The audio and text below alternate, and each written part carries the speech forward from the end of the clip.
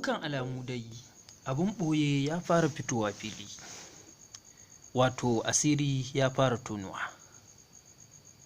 Wa kuke ganin zai aikata wannan aika-aika?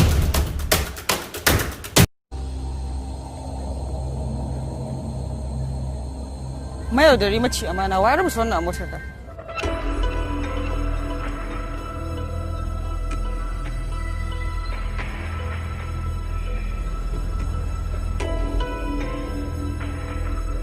Wallahi ban san kowa ya rubuta ba, ni ma abin ya bani mamaki sosai, amma kamar ina tunanin hasira wani ce kawai ta boba.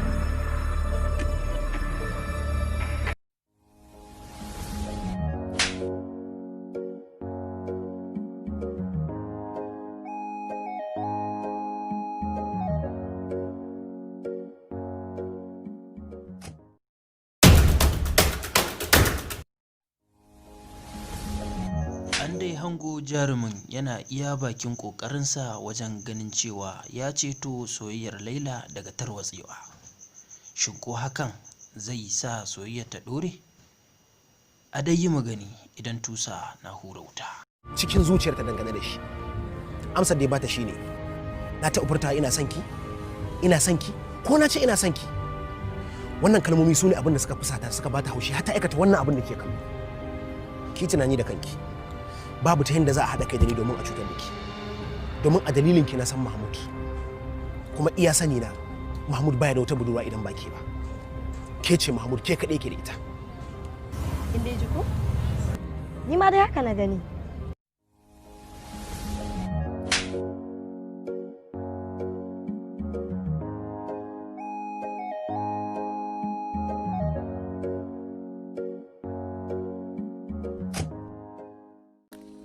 Assalamu alaikum.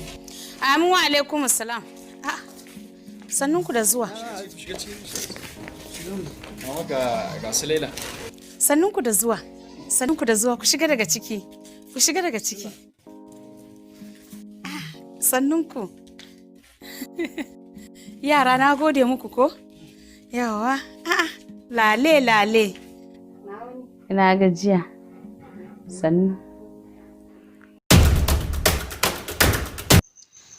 To, koya za ta kasance da mai soyayyar bayan fage?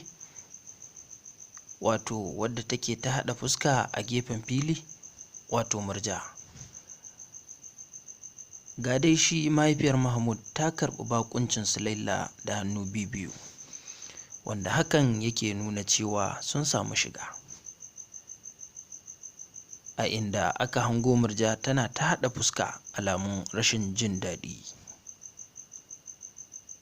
Anya mahaifiyar Mahmud za ta tsallake daman da ta tsinta a kala?